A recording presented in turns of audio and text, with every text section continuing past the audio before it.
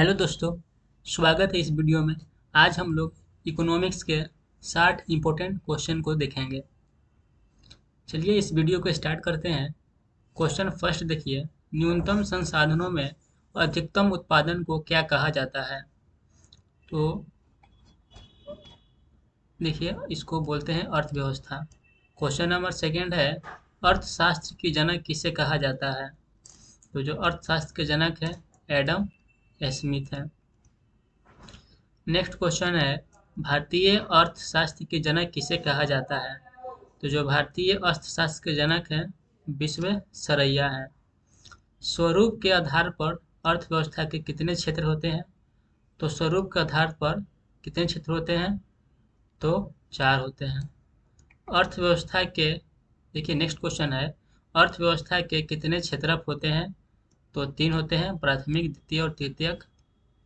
Question number 6 देखिए, जब आय का स्रोत सीधे प्रकृति से जुड़ा हो तो उसे कौन सा क्षेत्र कहते हैं? तो अगर आय का जो स्रोत है सीधे प्रकृति से जुड़ा हो तो उसे हम लोग बोलते हैं प्राथमिक क्षेत्र। क्वेश्चन नंबर 7 देखिए, कौन सा क्षेत्र पूरी तरह सरकार के अधीन होता है? तो देखिए निजी तो प्राइवेट के हाथों के लोग हाथ में होता है। सार्वजनिक सार्वजनिक क्षेत्र जो है वह सरकार के अधीन होता है। क्वेश्चन नंबर नेक्स्ट है, जब किसी कंपनी का दिशा निर्देश सरकार देती है तो उसे क्या कहा जाता है? तो उसे सहकारी कहते हैं। नीचे देखिए, उत्पादन के कितने कारक हैं? तो जो उत्पादन के कारक हैं वो 4 हैं, पूंजी है, भूमि है, श्रम है और उद्यमी है। चलिए क्वेश्चन नंबर 10 देखते हैं, जब उत्पादन के सभी 4 कारकों पर निजी व्यक्ति का अधिकार हो तो उसे कहते हैं, उस अर्थव्यवस्था को कहते हैं पूंजीवादी अर्थव्यवस्था।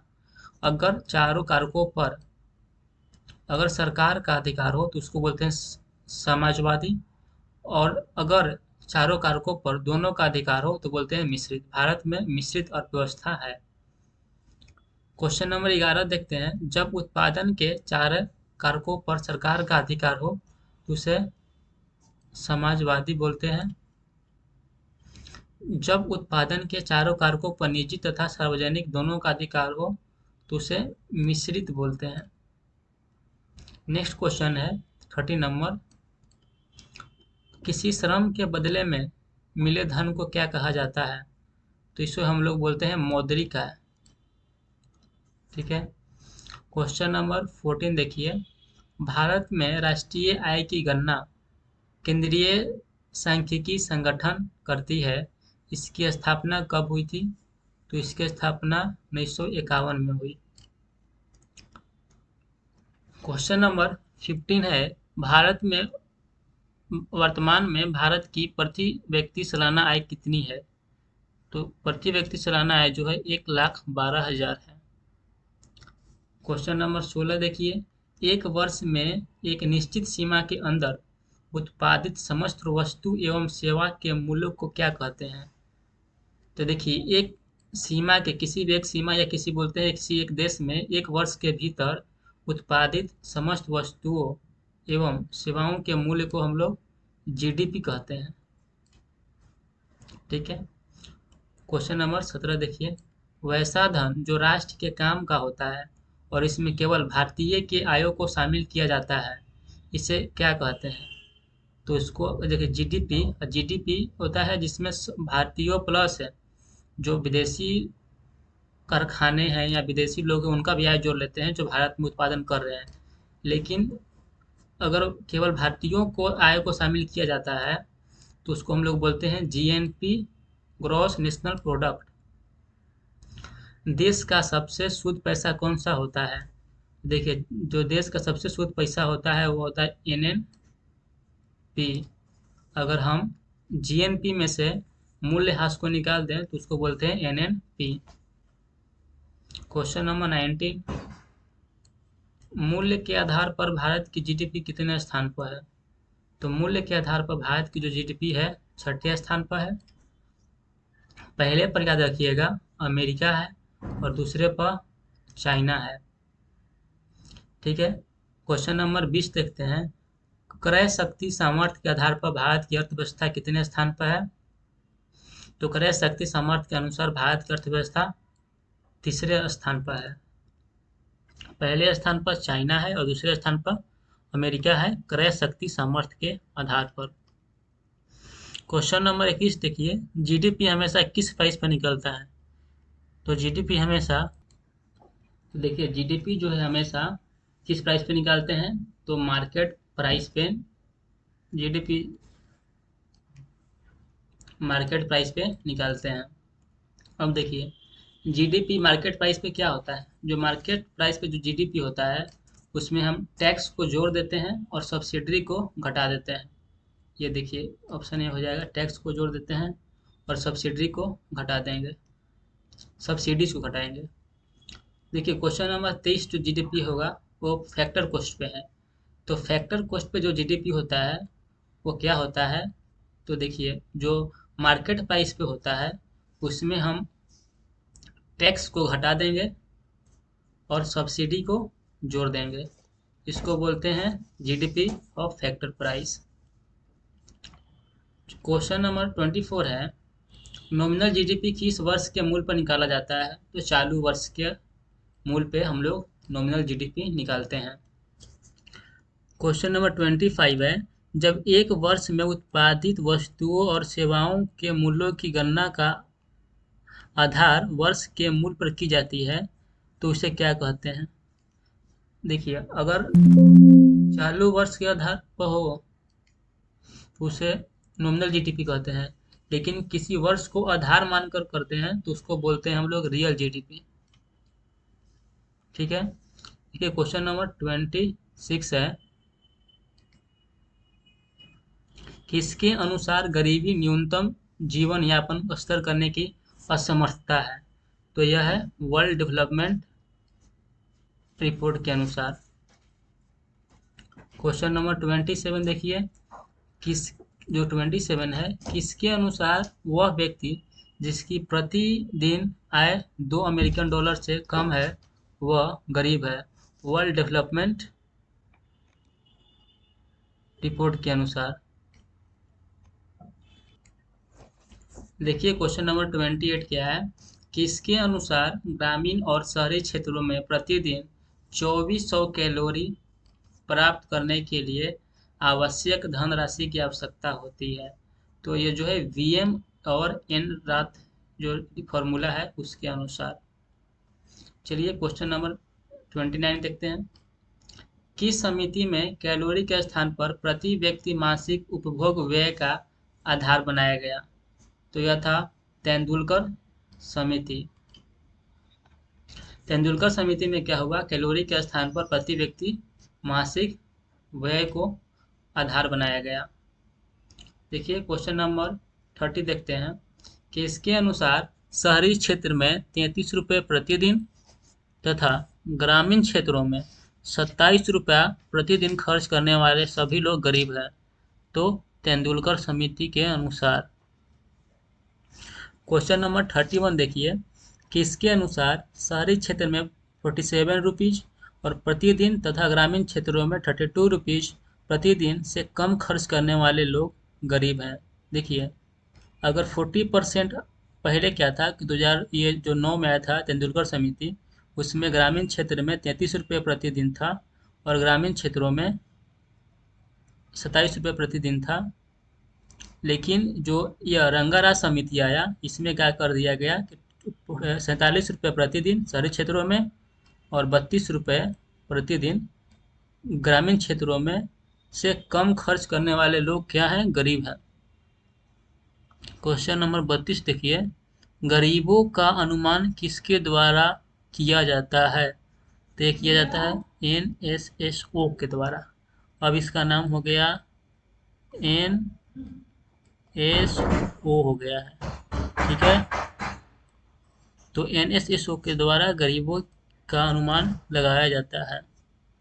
क्वेश्चन नंबर 33 देखिए, गरीबी के कितने प्रकार हैं? तो गरीबी के 2 प्रकार हैं। कौन कौन? तो एक सापेक्ष गरीबी, एक निरपेक्ष गरीबी। ठीक है, देखिए नेक्स्ट क्वेश्चन देखते हैं 34। 34 क्वेश्चन क्या है कि किसी देश के लोगों के बीच आय की विषमता को ज्ञात करने के लिए किस विधि का प्रयोग करते हैं। यहाँ देखिए आय की विषमता, तो आय की विषमता ज्ञात करने के लिए हम लोग लॉरेंज वक्र विधि का प्रयोग करते हैं। ठीक है, यहाँ देखिए आय में वितरण की विषमता को मापने के लिए देखिए सबसे प्रचलित विधि जो सबसे प्रचलित विधि है वह है गिनी गुणांक विधि। ठीक है, नेक्स्ट क्वेश्चन देखिए 36। आय के प्रत्येक युग में के बीच अंतर की माप कौन करता है। तो आय के प्रत्येक युग में के बीच अंतर की माप कौन करता है, तो लॉरेंज वक्र विधि करता है। क्वेश्चन नंबर 37 देखिए, निम्न में से किसकी असमानता अधिक है। तो देखिए 0.24 है, इसकी असमानता अधिक है। अब देखिए अधिकतम असमानता की स्थिति में गिनती गुणांक का मान कितना होता है। तो अधिकतम अगर पूछेगा तो 1 होगा और न्यूनतम तो 0 हो जाएगा। ठीक है, इसमें भी 39 भी क्वेश्चन देखिए 2 बार रिपीट है, इसका भी कितना हो जाएगा, 1 हो जाएगा। क्वेश्चन नंबर 40 देखिए, यहाँ गरीबी बेरोजगारी से है। देखिए वैसी बेरोजगारी जो किसी खास मौसम में आता है। देखिए जो किसी खास मौसम में आए उसे बोलते हैं मौसमी बेरोजगारी। ठीक है, देखिए नेक्स्ट क्वेश्चन देखते हैं 41 नंबर है, जब किसी व्यक्ति को उसके योग्यता के आधार पर रोजगार नहीं मिलता है तो उसे क्या कहते हैं। अगर किसी कोई व्यक्ति योग्य है और उसको रोजगार नहीं मिलता है तो उसको बोलते हैं हम लोग शिक्षित बेरोजगारी। कौन सी बेरोजगारी बोलते हैं, शिक्षित बेरोजगारी। 42 नंबर क्वेश्चन देखिए, राष्ट्रीय आय ज्ञात करने की कितनी विधि है। तो राष्ट्रीय आय ज्ञात करने की 4 विधियां हैं। ठीक है, नेक्स्ट क्वेश्चन, भारत में सर्वप्रथम नियोजन की संकल्पना कब हुई। तो भारत में सर्वप्रथम 1934 में विश्वेश्वरैया ने की। नेक्स्ट क्वेश्चन है, बॉम्बे प्लान कितने उद्योगपतियों ने मिलकर बनाया था। तो कितने थे, 8 उद्योगपति थे।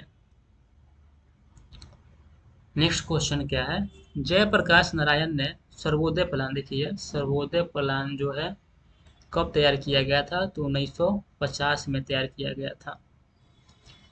नेक्स्ट क्वेश्चन है, योजना आयोग का गठन कब किया गया था। तो योजना आयोग है इसका गठन 15 मार्च 1950 को किया गया था।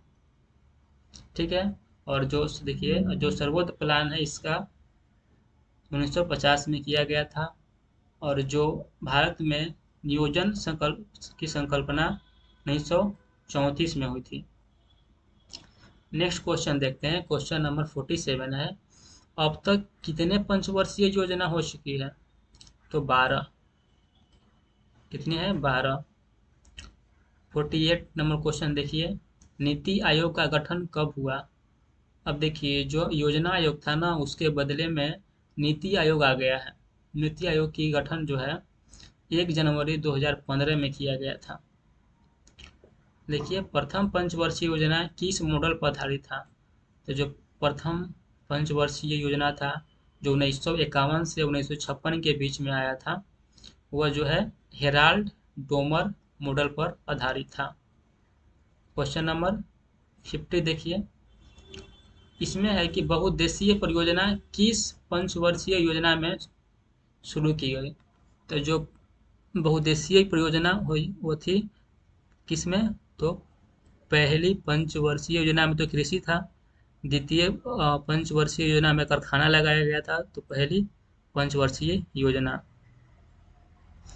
देखिए भारत एक 41 नंबर है, भारत में बड़े बड़े स्टील प्लांट किस पंचवर्षीय योजना में लगाए गए। तो देखिए पहले जो पंचवर्षीय परियोजना थी उसमें क्या किया गया था, बहुत बड़े बड़े जो डैम है जैसे भाखड़ा नांगल डैम, हीराकुंड डैम को लगाया गया था। जो लेकिन जो द्वितीय चला 1956 से 1961 के बीच, इसमें क्या किया गया था, स्टील प्लांट लगाए गए थे जैसे दुर्गापुर में, राउरकेला में। तो ये किस में लगाया गया था, दूसरी पंचवर्षीय योजना में। क्वेश्चन नंबर 52 देखिए, सबसे असफल पंचवर्षीय योजना कौन थी? तो जो सबसे असफल थी वह थी तीसरी। यह असफल क्यों थी? क्योंकि इसके समय ही भारत पाक युद्ध हुआ था और भारत चीन युद्ध हुआ था, और इसी के समय तीसरे पंचवर्षीय योजना के समय ही लाल बहादुर शास्त्री और पंडित जवाहरलाल नेहरू की डेथ हो गई थी। इसलिए तीसरी पंचवर्षीय योजना सबसे असफल योजना थी। नेक्स्ट क्वेश्चन देखिए, क्वेश्चन नंबर 53 है, योजना अवकाश कितने सालों का था? देखिए, जब तीसरी पंचवर्षीय योजना खत्म हो गया तो उसके बाद 66 से लेके 69 तक क्या हुआ था? अवकाश हुआ था। इन 3 सालों के बीच क्या हुआ था? कोई भी पंचवर्षीय योजना नहीं आई थी। इसे बोलते हैं योजना अवकाश। तो ये कितने साल के थी? 3 साल के लिए। ठीक है। और देखिए, इसी जो तीसरी पंचवर्षीय योजना आई थी, इसी के अंतिम समय में हरित क्रांति की शुरुआत हुई थी। ठीक है। देखिए, क्वेश्चन नंबर 54 क्या है कि हरित क्रांति किस पंचवर्षीय योजना में हुई? तो जो किस में हुई? तीसरी में हुई थी। हरित क्रांति का जो जनक हैं भारत में, वो कौन थे? तो स्वामी विश्वनाथन थे। क्वेश्चन नंबर 55 देखिए, बैंकों का राष्ट्रीयकरण किस पंचवर्षीय योजना में हुआ? तो बैंकों का जो राष्ट्रीयकरण हुआ था वह चौथी पंचवर्षीय योजना में हुई थी। कितने बैंकों का? तो 14 बैंकों का राष्ट्रीयकरण हुआ था। क्वेश्चन नंबर 56 देखिए, गरीबी हटाओ का नारा किस पंचवर्षीय योजना में दिया गया? किस में दिया गया था? तो पंचवीं पंचवर्षीय योजना में। इस समय जो प्रधानमंत्री कौन थी? इंदिरा गांधी थी। इसी में क्या किया था? गरीबी हटाओ का नारा दिया गया था। क्वेश्चन नंबर 57 देखिए, इसमें कहता है किस पंचवर्षीय योजना में उदारीकरण पर बल दिया गया? किसमें? तो 8वीं पंचवर्षीय योजना में उदारीकरण पर बल दिया गया था। इसमें ही क्या जो है ना, एल, पी और जी आया था। मतलब लिबराइजेशन, पेप्टाइजेशन और ग्लोबलाइजेशन किस में आया था? तो 8वीं में आया था। इस समय वित्त मंत्री कौन थे? तो मनमोहन सिंह थे। ठीक है। क्वेश्चन नंबर 58 देखते हैं, प्राथमिक शिक्षा का विकास किस योजना में हुआ? तो प्राथमिक शिक्षा का जो विकास हुआ वो 8वीं जो है ना पंचवर्षीय योजना में हुआ। नेक्स्ट क्वेश्चन देखते हैं 59, शिक्षा को बढ़ाने के लिए सर्व शिक्षा अभियान किस पंचवर्षीय योजना में प्रारंभ की गई? यह थी 10वीं पंचवर्षीय योजना थी। क्वेश्चन नंबर 60 देखिए, किस पंचवर्षीय योजना में तीव्रतम विकास पर जोर दिया गया? 12वीं थी। और किस पंचवर्षीय योजना में परमाणु ऊर्जा बढ़ाने का लक्ष्य रखा गया था? तो यह था 12वीं पंचवर्षीय योजना। चलिए, आज हम लोग 60 क्वेश्चन कर लिए। आज की वीडियो में बस इतना ही। नेक्स्ट वीडियो फिर से लेके आएंगे। ठीक है। देखने के लिए थैंक यू, धन्यवाद।